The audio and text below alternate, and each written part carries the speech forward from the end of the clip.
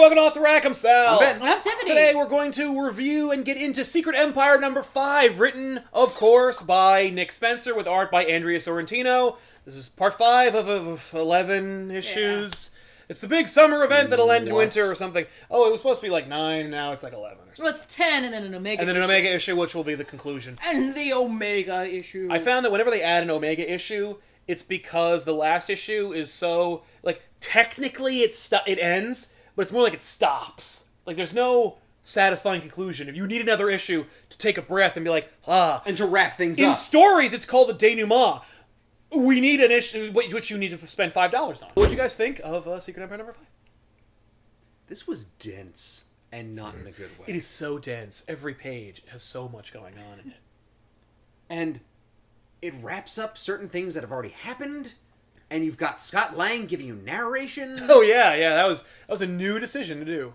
That was a bad decision. Now we're framing it in an email that Scott Lang is sending to his daughter, which is definitely not being tracked or read by a regime that can read your emails already. The government can already track and read your public email profile. There's no way that Hydra isn't already reading this. It's just he's sending texts and emails. I'm like, there's no way. No, he's smarter than that. The only hope is that his daughter still hates him, and she won't read the email. Right, no, exactly. It's ant-powered email. Oh, it's A-mail.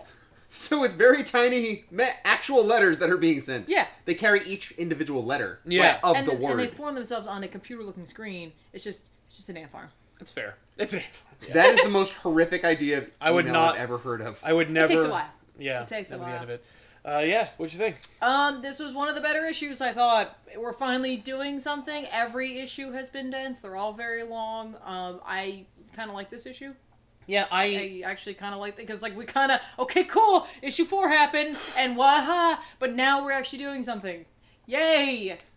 I liked issue 4. I like issue 5 about as much as I liked issue 4. Fair which enough. is a lot more than I like the first 3 issues. Yeah, the first 3 I issues, agree. I was like, damn it. I agree. But I feel like it's kind of swinging upwards, hopefully. The fact that there's 11 issues of this is really hurting. Well, you gotta slog through it. Yeah, it's just... Well, because no matter what progress you're making, you know that they need to sell, like, an additional several issues. Yeah. So they have to backtrack. The Cosmic Cube shard search and its revelation at the end of this issue was frustrating. Well, yeah, like, that ace in the hole, I was like, you know what, like, for me right now, Spencer is not, balancing his, like, threads appropriately. No. Like, we're not ending enough before we're adding more on. Right. So it's just like we have all these open-ended parts of the story, and I'm getting concerned we're never going to finish some of them. I agree. Or they're going to all come simultaneously, and it's going to feel like, you know... Like a mess? Yeah, or like you're overwhelmed by the information that you get. Yeah. That doesn't necessarily make his story bad, I just feel like he's not filtering it to us in an appropriate way. Characters behave outside of their characters so that things can happen in the story. So we can make this thing work.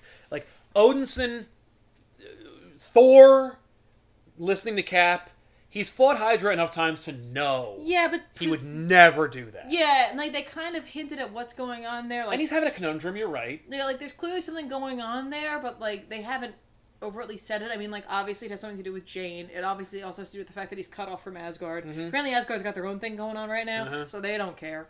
So he's just kind of stuck there. Right. And that Steve used the hammer. I mean, what other sign do you need to be like, maybe I should listen to this guy? Yeah. Except we've seen Steve use the hammer before. Yeah. As recently as Fear itself. Yeah, and I guess that calls into question, can the Cosmic Cube affect Mjolnir? Can it affect something like that? Like, can Mjolnir be tricked into thinking that Steve is worthy? Yeah, and did Steve not then pick it up again because of the fact that he can't use it anymore? And that's what I thought. I'm okay with that. Yeah, that like when he's talking to Beast, which to me has never looked more like Frasier. Oh my god. Than in this book. I was like, it's just Chelsea Grammer as Beast. Yeah. But like when he's talking to him, I was like, I don't think you can pick it up again. I'm okay with that. I think it's a really cool too. Like move. I think that's like he's like waiting to see if anyone's gonna call his bluff. Yeah. Also, this is I mean like I didn't read Captain America from I don't know if it was last week or I think it was the week before that. Yeah. But this was another issue in this ongoing thing where Black Panther is awesome. Like he's an awesome jerk. Yeah, but you in Captain America where he was there, like, he goes in front of, I think, the UN. Right. And, like, Steve Rogers is there, I think. And he calls him out, essentially. He's like, let's take this outside, you and me, right now. Like, he just throws down. And it's spectacular. And I was just like, I am in awe of T'Challa right now. Like, I liked him being like that, where he's just like, I don't trust you at all. We're in a world where that's almost ready to go. Where world leaders are just going to go, hey, let's go fight outside of the UN. Well, we're almost there. But I like that, where he's just like, Steve, come on. Yeah. Come on. I'm okay with that. It's gonna be awesome. But in this, I liked it too, because, like, he's 100% right. He's like, I've seen this too many times. Yeah. I've seen fights between you two before. No. Plus, like, you're not even really Iron Man. Yeah, he's like, I'm on Wakanda's side. So what do you guys think of the art for this issue? I will start off... I like Andrea Sorrentino's art. I think it's wonderful. I think it's amazing on their run on Old Man Logan. Mm-hmm. I don't think that it's really that good for a mainstream comic book event. I like the art. I think it's really good. I think it's expertly done. I think we get some brilliant, beautiful pages. I don't know if I want this kind of art with this kind of story. I think it's a weird pairing. I think they're doing a phenomenal job. Is that fair? Like, they're doing a phenomenal job, but I think it's on the wrong book. I'd say that the art makes it feel more like a novel for me. Like, it feels less like a comic and more like a book. Like a story, yeah. Like something epic in a way. Okay. Not that, again, I'm not a huge fan of what's going on with it. Because right. I feel like it's just so much to get through. And this is the first issue that I've read. Oh, that's fair. I'm jumping into the middle of this, and I'm like, what the hell is happening? No. Okay, that's cool. No. Yeah, there's a lot of that. Well, because of all that, and because of how the art style is, and because of how the narration is, like, it makes it feel much... I want to say, like, higher caliber, like they're stepping things up. No, that's fair. And that's a good step. I want that for this, but damn.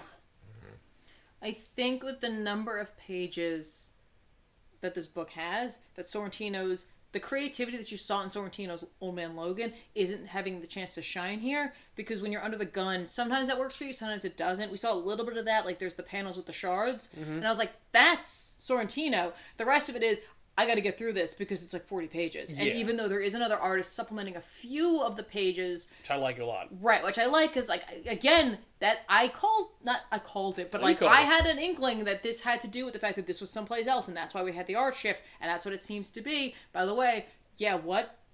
Well, he's the Inglorious Bastard. Well, no, I assume that it's the other two were trying to hold Cap back, trying to keep him there, and Red Skull's like, oh no. Yeah. I hate to have to help you, Rogers, but I gotta help you. That's great.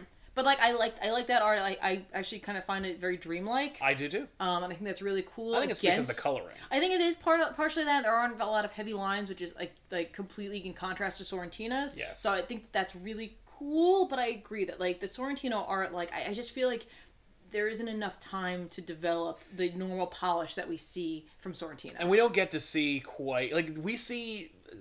talented. They're really great. They're one of the top Marvel artists right now. Yep. But we don't get to see those amazing menagerie images that they're capable of doing. We've seen a few of them, but, like, as we're going along, I think it's just a schedule thing. Yeah, I agree with that. There's some great panel layout though. Yeah. Like, Oh no, yeah. Play with that. That's the thing. They're incredibly talented. It's just a question of, like, I don't. For me, I'm like, I'd rather see the other art on this title. But I love their art. I think it's great. So it's very cool. Yeah. Can we recommend Secret Empire #5? If you've been reading it, I think you have to keep going at this point. You're almost halfway. You're halfway through if you don't count the Omega issue. If you haven't read it before, I don't recommend it starting now. Right, like you? Yeah, I don't recommend starting now. That seems like it might be a bad idea. Yeah. You might be really confused as to what's going on. Granted, you might find some interest in it, but maybe you want to go back and, you know what? Not go back. Wait for the trade. If you're too late. Yeah. Just wait. Wait. But you might need it, depending on how this all turns out at the end. You may need this to figure out what's going on if you do care about where the Marvel Universe I don't think you do. Really? I think that Legacy and Generations is going to go, oh, you didn't need to read that. All right, cool. I'm just hoping that at least with this issue that I feel like we're getting close to the top of the roller coaster. I agree. At this point, so. Yeah, but is the ride down going to be scary or fun? I hope it's both. That'd be nice. Yeah. Scary fun! Yeah. Rawr. Fairy. Or Scun. No, just scary fun. Are we done with this episode? Yeah, it's over. Okay. See you next week.